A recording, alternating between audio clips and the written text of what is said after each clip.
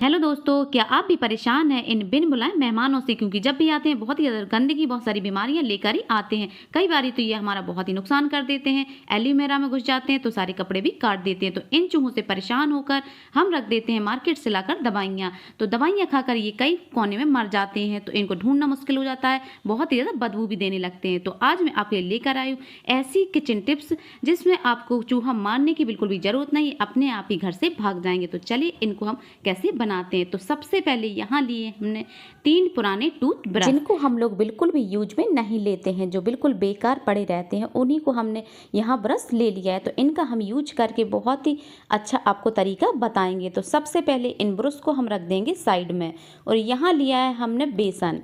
तो बेसन की जगह आप गेहूं के आटा भी ले सकते हैं, और या फिर यहाँ मैदा ले सकते हैं। तो यहाँ जो चूहों को बेसन की खुशबू बहुत ज़्यादा अच्छी लगती है, तो आज उसी का यूज करके एक रेमेडी तैयार करते हैं। तो 2 चम्मच हमने बेसन लिया है, और 1 चम्मच डालेंगे डिटर्जेंट पाउडर, जिससे हम कपड़ा वगैरह धुलते हैं। साथ ही डालेंगे हम 1 चम्मच भरकर बेकिंग सोडा। तो सारी चीज़ों को अच्छे से हम मिक्स कर लेते हैं। अब डालेंगे इसमें हम एक इम्पॉर्टेंट चीज़, जिससे चूहा एकदम से अपने आप ही घर से भाग जाएंगे। तो यहाँ हमने मच्छर मारने वाली एक अगरबत्ती ली है। अगर आपके पास अगरबत्ती ना हो तो आप यहाँ जो एक्सपायर्ड टैबलेट होती है उनका भी आप पीस कर इसमें मिक्स कर सकते हैं। तो चलिए अगरबत्ती को इस तरीके से हम तोड़कर इसमें डाल देते इसको हैं। खाने के बाद चूहा मरेंगे तो बिल्कुल नहीं, लेकिन आपके घर के तरफ दोबारा मुड़कर नहीं देखेंगे। तो इस तरीके से इसको हम तोड़ के सारी अगरबत्ती को इसमें डाल देते हैं। तो ये लीजिए फ्रेंड, अच्छे से इसको हम मिक्स कर लेंगे। अब इसमें हम थोड़ा सा पानी डालकर इसका गाढ़ा सा पेस्ट बना लेंगे। तो देख सकते हैं इस तरीके से बढ़िया से इसको हम मिक्स कर लेंगे, और अच्छा सा गाढ़ा सा पेस्ट इसका बना करके तैयार कर लेते हैं। तो ये लीजिए फ्रेंड्स, बढ़िया सा हमारा गाढ़ा सा पेस्ट बन करके तैयार हो गया है। तो चलिए हम बताते हैं इसका यूज कैसे करना है।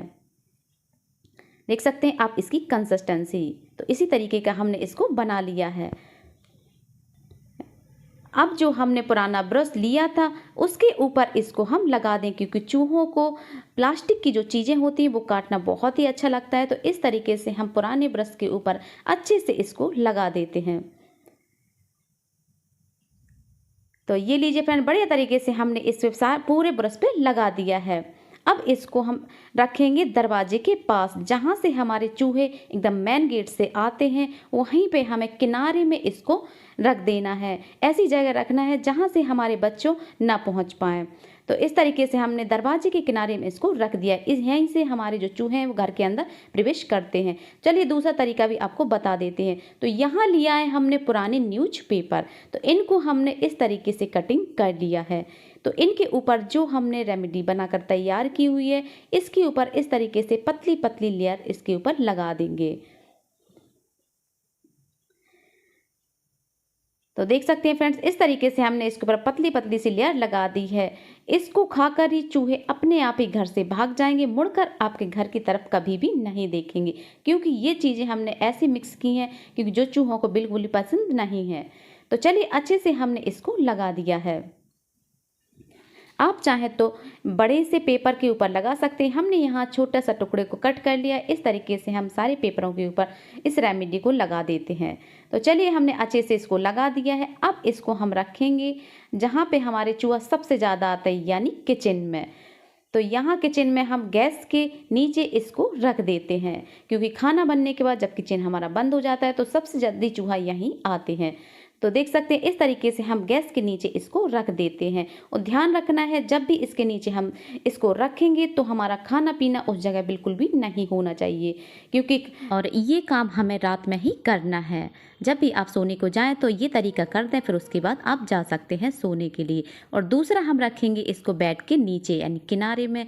चूहे वगैरह सभी जगह घूमते रहते हैं, तो इस जगह हम इसको रख देंगे। अब जो हमारी नेक्स्ट टिप है वो है प्याज को लेकर। तो इस तरीके से प्याज तो हम लोग खाने में यूज कर लेते हैं, और इसका जो नीचे का हिस्सा है उसको फेंकेंगे नहीं, उसको हम सेपरेट करके रख लेंगे। तो आज हम इसी का यूज करके बहुत ही अच्छे आपको किचन टिप्स बताने वाली हूँ।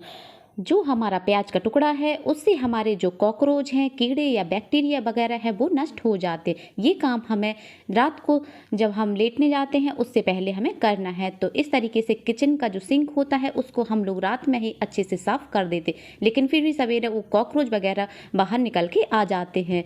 तो यहाँ हमने जो प्याज का टुकड़ा लिया था उसको हम इस तरीके से इसमें रगड़ देते हैं ताकि इसकी जो खुशबू है उसमें बनी रहे। तो सिंक हमने अच्छे से पहले साफ़ कर लिया था, इसके बाद ही हमें ये काम करना है। तो अच्छे से हमने इसके ऊपर प्याज के टुकड़े को रफ़ कर दिया है, इसको बीच में भी कर देंगे। अब रफ़ करने के बाद जो हमारा टुकड़ा बचा है उसको हम हटाएंगे नहीं, इस तरीके से इसके बीच में यानी सेंटर में रख के छोड़ देते हैं। अब सुबह उठेंगे तो इसको हम सादा पानी से अच्छे से क्लीन कर देते हैं। इसकी खुशबू से बिल्कुल भी कीड़े कॉकरोच वगैरह अंदर नहीं आते। कैसी लगी आपको दोनों टिप्स हमें ज़रूर बताइए। अगर आपको हमारी वीडियो पसंद आए तो वीडियो को लाइक शेयर सब्सक्राइब करना ना भूलें। फिर मिलते हैं इसी तरीके की नई वीडियो के साथ, जब तक के लिए बाय एंड टेक केयर।